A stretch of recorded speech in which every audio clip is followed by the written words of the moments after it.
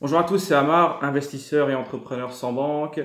Donc, sur cette vidéo, je voulais aborder une question qui revient régulièrement. Comment gagner 1000 euros avec l'immobilier? Comment gagner 2000 euros? Comment gagner 3000 euros avec l'immobilier? Donc, avant d'aborder ce sujet, je vous invite à vous abonner, à liker et à laisser des commentaires. J'y réponds systématiquement. Vous trouverez sur les liens de cette vidéo de nombreux e-books qui sont offerts et surtout un call gratuit. J'ai quelques places de call gratuits disponibles. On échange ensemble pendant 20 minutes sur vos problématiques de l'immobilier au téléphone. C'est moi qui vous appelle en direct. Donc, n'hésitez pas à cliquer dès maintenant et à revenir même à la vidéo après. Donc, comment gagner 1000, 2000, 3000 euros en immobilier? La première question à se poser, c'est qu'est-ce que ça veut dire ces 1000 euros? Quelle interprétation on donne de ces 1000 euros? Si vous venez vers moi, vous me dites je veux gagner 1000 euros de loyer. Je vous dirais d'accord, mais 1000 euros de loyer, vous êtes certainement vous êtes certainement au courant que 1000 euros de loyer ne sont pas 1000 euros dans vos poches. Donc la première question, vous voulez 1000 euros de loyer ou 1000 euros de rente nette? 1000 euros de rente nette, là, on n'est plus sur la même donnée. Il faut plus, voire beaucoup plus de revenus fonciers pour avoir 1000 euros net. Bon, parce que souvent dans les vidéos, on nous trompe, soit parce que la personne n'a pas ses connaissances, mais plus parce que 1000 euros, ça parle bien de dire que mon bien rapporte 1000 euros. Sauf que ces 1000 euros ne sont pas dans la poche. Donc, nous ici, on va essayer de se rapprocher le plus du net.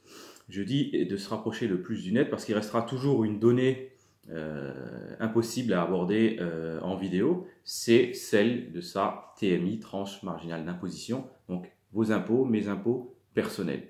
Là, ils sont propres à chacun, à vos revenus, à votre situation familiale, nombre d'enfants, etc., etc. Donc, voilà, on ne pourra pas avoir le net dans tous les cas. Mais on va essayer de se rapprocher et à vous après de l'adapter à votre situation.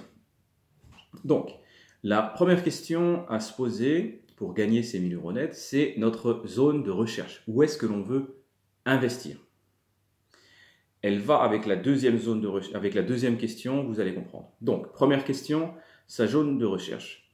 Elle est basée sur sa stratégie. En amont, on a un objectif, on a un pourquoi.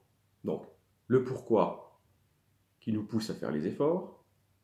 Ce pourquoi se traduit en 1000, 2000, 3000 euros par mois, net. Et ce chiffrage impose une stratégie. Et dans cette stratégie, il y a le choix du lieu. Donc, première question, où est-ce que l'on veut investir?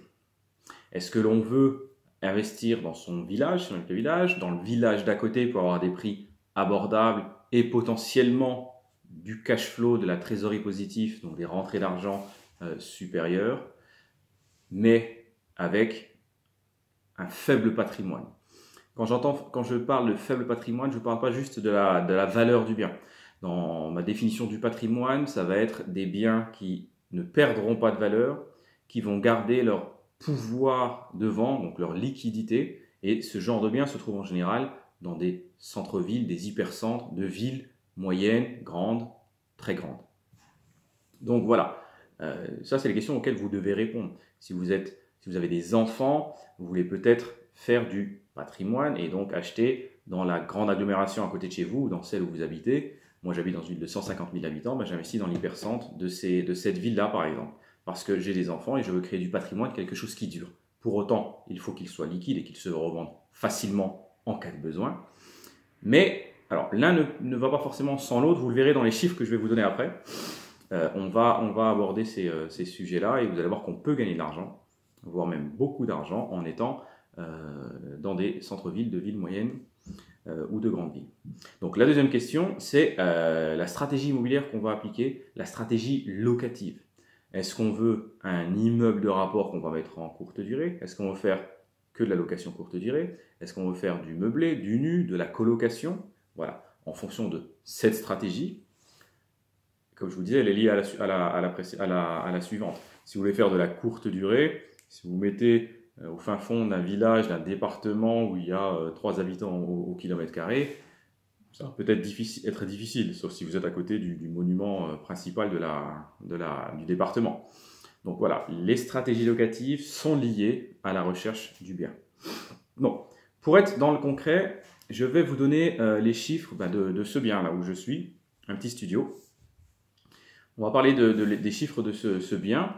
Et en se basant sur ce bien, combien je devrais avoir de biens comme celui-ci pour être à 1000 euros par exemple. Mais après, c'est qu'une multiplication de 1000, 3000 euros par mois. Donc, ici, on est sur un bien qui, prix du marché, coûte environ 55 000 euros. Prix affiché, 45 000 euros. Visite, l'agent commence déjà à me dire, on peut descendre à 40 000. J'ai rien demandé, c'est magnifique, on était déjà sur de bonnes performances. Alors c'est un marché ici, c'est plus de 150 000 habitants, très tendu. C'est le genre de bien qu'on doit aller chercher. Hein. L'immobilier, c'est pas un claquement de doigts, c'est pas le premier bien qu'on achète qui fonctionne. Acheter un bien rapidement en immobilier, c'est largement faisable. Gagner de l'argent en immobilier, c'est une autre question.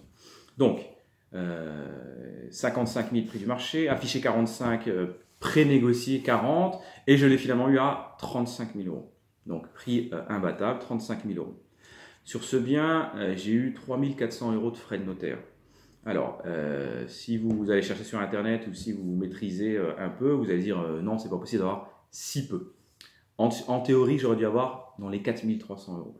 Il se trouve que sur le même bâtiment, j'en ai acheté deux qui étaient au même propriétaire, qu'on a donc englobé chez le notaire, et ça m'a fait une enveloppe à peu près de 6 008 pour les deux, et donc la moitié, donc 3 400. Au niveau travaux plus équipement, là j'ai été bon, c'est vrai que j'ai mis la main à la pâte. Il n'y avait pas grand chose à faire, il y avait les murs à reprendre, le sol, j'ai fait faire l'électricité, la plomberie, donc on est sur un budget, un petit budget, au final de 3 600 euros. Donc on a un coût de revient sur ce bien de 42 000 euros. Donc 42 000 euros pour un bien en hypercentre d'une ville de 150 000 habitants. Alors, c'est faisable. Je l'ai fait à plusieurs reprises. Donc il faut ni se dire c'est facile à obtenir, parce que c'est pas vrai, c'est pas facile, ni se dire mais c'est impossible, c'est le genre de bien qu'on a une fois tous les 30 ans. Non, c'est pas vrai, c'est des biens que l'on peut avoir. Il y a plein de stratégies à mettre en place. C'est pas le sujet de la vidéo, mais voilà. Donc 42 000 coûts de revient. Comme vous le savez, moi j'investis sans banque. Donc c'est un bien que j'ai financé comptant, mais on va partir sur la simulation d'un prêt. Donc là, un crédit pour cette somme-là, si on part sur 20 ans, on est sur les 210 000 euros. Si on part sur 25 ans, on est dans les 180 euros. On va prendre la moyenne pour faciliter sur une moyenne de prêt à 200 euros.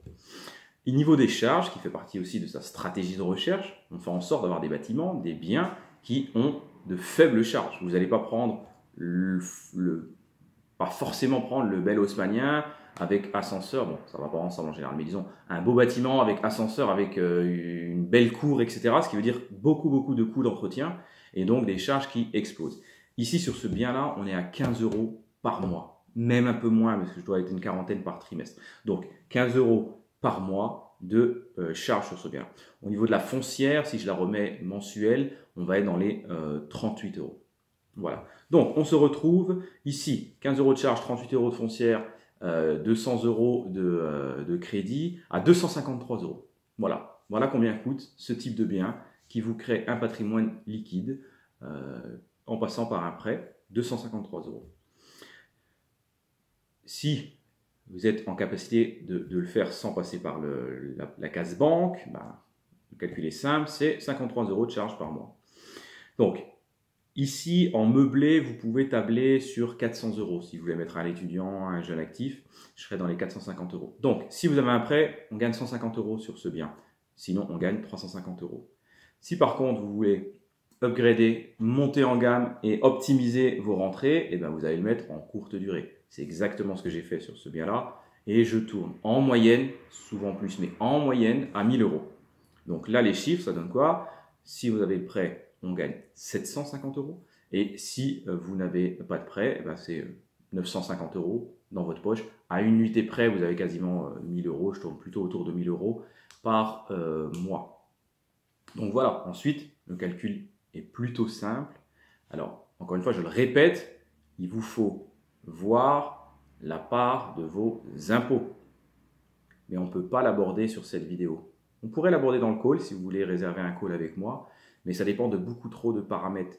Êtes-vous marié, pacsé, avez-vous des enfants, achetez-vous seul, avez-vous une stratégie de créer un empire immobilier? Tout ça, eh ben, ça pose plein de questions. Est-ce qu'on va le louer en nu, en meublé? Donc, est-ce qu'on est en LMNP, au réel, au forfait? Est-ce qu'on passe directement à une SCI à l'IS parce que vous n'avez pas prévu de revendre, etc., etc., etc.